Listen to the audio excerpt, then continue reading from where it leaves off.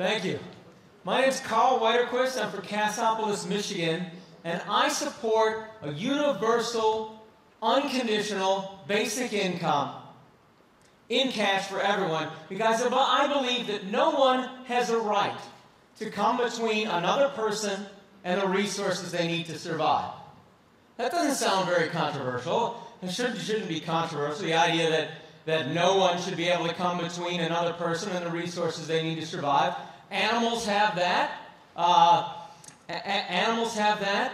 Early humans had that for hundreds of thousands of years. People were free to go and access the resources of the earth to find what they needed to survive, and they were free to match their wits on their own terms and make their own decisions about what they would do with the earth. And even today, for our criminals,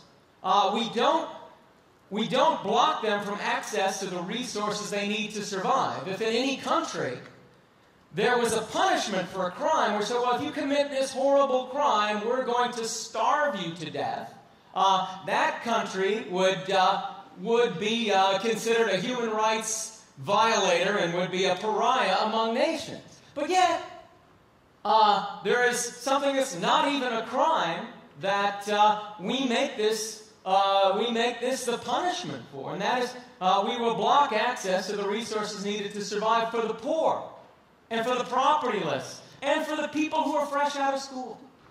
If you come out of school, you enter the working world, you have no property, then you have no access to the resources of the earth to use on your own terms, in your own way, to make your own living as you see fit.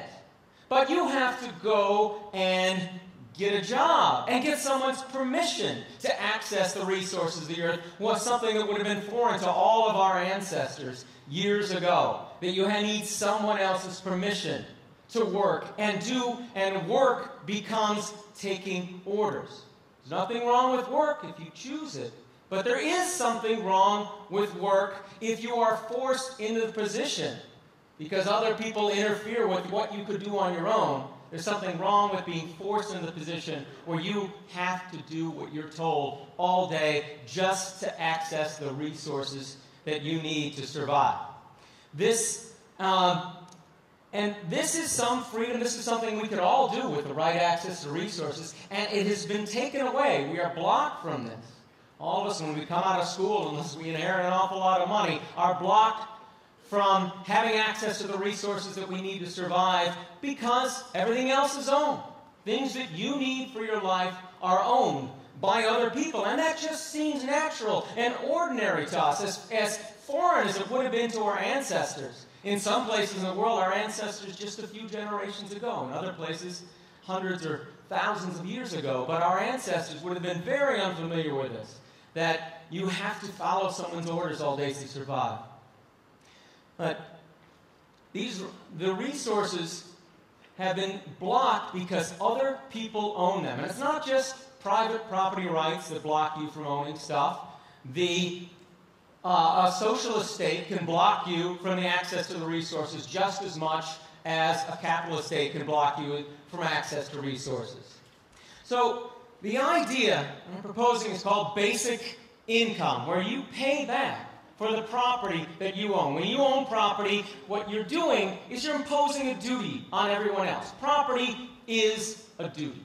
Property, to say this is mine, these resources are mine and not yours, you're imposing a duty on everyone else in your country and saying these resources are mine, you cannot access them without their permission. You're imposing on a duty on someone. And when you impose duties on someone, you should pay for them. Pay for the duties you impose on others and get paid for the duties that other people impose on you. And that's basic income, a system where you pay for what you own in taxes and then you receive back from those taxes. You receive a payment for everything that everyone else owns. Everyone simultaneously pays, everyone simultaneously receives. You pay for what you have, you receive back from what you have. That is basic income. And I think we need to see this as a basic human right that everyone should have. Everyone should have this right of access to resources. And if we can't, and if you block people from access to resources, you simply pay back for that right. People say, well, what if you give this right to everyone? What about incentives? What would happen to incentives if you have this sort of system in place? And I care very much about incentives, and we've got an enormous incentive problem in our world today, and basic income will fix it. We got this incentive problem where businesses don't have incentive to pay good wages. When you've got a workforce that has no access to the resources they need to survive, you can pay them very low wages. And you see this around the world. You see people who are working for $1 a day and working for very low wages and working very long hours in poor working conditions because they have no other choice in how to make their living. And you see this even in prosperous countries. Something has gone wrong with the incentives in the United States, where our country has grown enormously in terms of per capita GDP in the last 40 years, and a typical worker hasn't gotten a wage. That's an incentive problem, because businesses clearly don't have incentive to pay higher wages. Over 40 years and workers haven't gotten a wage. We need to do something to give those businesses an incentive to pay people better wages. And basic income can do that. Basic income can put the worker in a position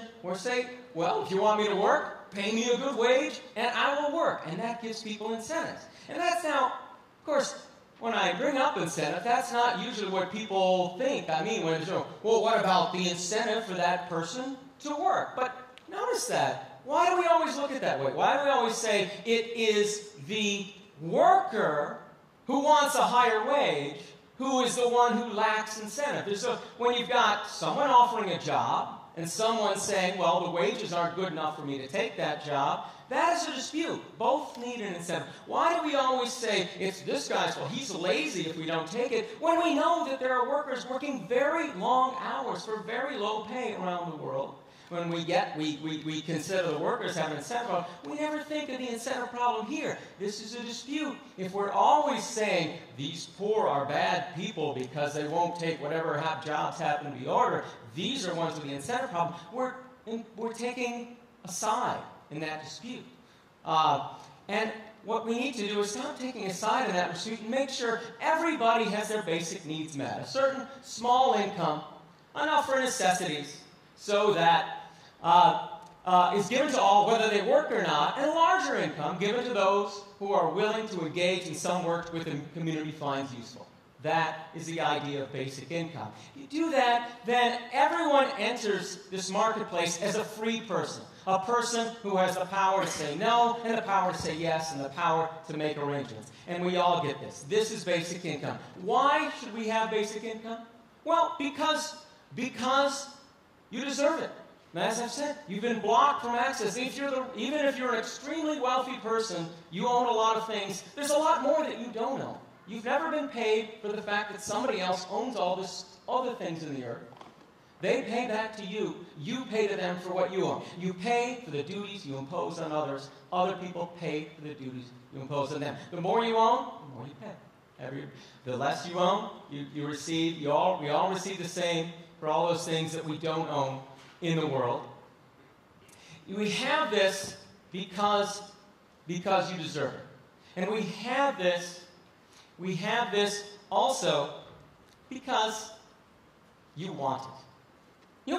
You want a cash income given to you on an individual basis. You want that. Everyone wants that. Wouldn't that be nice? I have cash coming in. I don't have to do anything, and I have cash coming in every day that I can use as I see fit. We all want that. As a matter of fact, people do horrible things to try to get that income. Horrible things that people do. And they say, yeah, okay, yes, I want it, but something that sounds so nice that I want so bad, it must be wrong. There must be something bad about this. But actually, no. If you have this and you stand by in solidarity with everyone else in your community and say, it is my right to have this, and I recognize it is your right to have this, not only do you get this nice income that you've always wanted, but you can also then have great side effects. You can live in a country where children don't grow up in poverty. You can live in a country where there will be fewer people having to go to an emergency room, because they're suicidal, because they're having a mental breakdown. When you have less poverty, you have less mental problems. When you have less of the very severe poverty where people are lacking their basic needs. You will have people attaining better education because as children they have the time and effort to do this. All these great side effects happen when you say, yeah, I want this income, I want this as my right, and I see it as a right of every member of my community. That is something that you have and you should want. You say, well, this is property and that's good, but what about the work ethic? People will say, well, what about the work ethic? They'll say, the work ethic, everyone should work for what they get. Well, if you believe that everyone should work for what you get, then you got to take capitalism and throw it in the toilet, because that's not what capitalism is. Capitalism, a market economy, is about return on investment. Money gets you more money. People start out with owning property, they invest it, they get more money. Work does not have to be a part of it. You might have worked and paid for what you own, but you didn't pay the right people. Mostly, when you buy property, you're paying people who are done with it. You're paying people who have taken some resources of the earth, and hopefully they have improved them, but they've just taken those resources of the earth because the government says you own these resources of the earth, you own these resources, and you then get an income. You do not have to work with your property to make money out of it. Property works for you. That's the difference between a worker and an owner. An owner's property works for them. A worker works for their money. We're now at the position in this world where we can all be owners. We can all own a little bit when our property works for us. You do not have to work to have property, and property cannot originate with work. Property originates when the legal system designates somebody as an owner. And it's time that we pay for that ownership back to the rest of the community. For what you take out from the community, you give back to the community, and you make your community stronger. You can still be rich, and you can still be an investor, and you can still do great things. There's so many great, good things that you can do with property. It's good to have a private space. But you should pay back. Pay back to what you have. Pay back to your neighbor for what they can't access of the resources of the earth because they are in your control, and receive that payment from them. So you have this system, and you support this system for your brethren in your community. And this then is and the work ethic. Well, people will say, well, what about the work ethic in the sense that when you say you should work for what you get? Also, work is a strange concept in the world today, because work doesn't mean what it used to. You would say when our ancestors, who might have been herders or hunter-gatherers would go out and work for themselves and no one but themselves, you would say they're working. But now, what we mean by work is usually time spent making money. And you work for yourself and only yourself. If you were to go out and hunt, that's not work. You go out and fish, people say that's not work. You take care of your children, they say that work. Work for people without property means going into the office and taking orders from someone. And work for someone with property means maybe managing their resources and having this make money on them.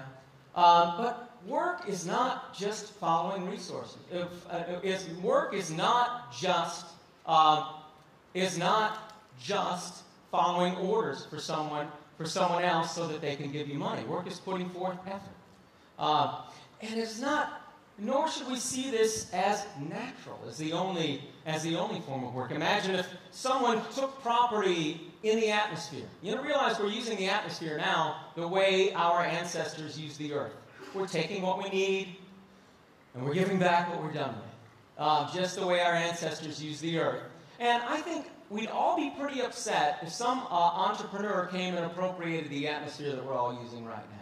And say that they did something, say they improved it, that maybe they cleaned it up, maybe they added some nice additive that made it very sweet when we breathed it or something. They could do all that. Of course, we'd all be in here choking. There's no air in this room. And then they said, okay, I will sell you the atmosphere back if you'll do some services for me and follow my orders. I think we'd be pretty upset. Well, if you pay me, if my wages would be for my labor, what did I get for my lost access to the atmosphere? You say, well, nothing. A job is not a job is payment for my labor. It's not for my lost access to this. That's how we have to see these things. That's how to see it. You say, well, someone might say, with a work ethic, well, you have a work ethic, but you have, but still, our ancestors had to work for what they did. They had to work. They had to make effort. And you're saying you should give people back in cash. Why should you give people back? From what you take in the community in cash instead of in the form of jobs. Because compensation is always in cash.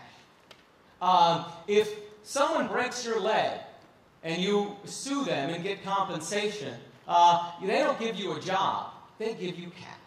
They give you cash because they have made it more difficult for you to do what you were doing before they were dated.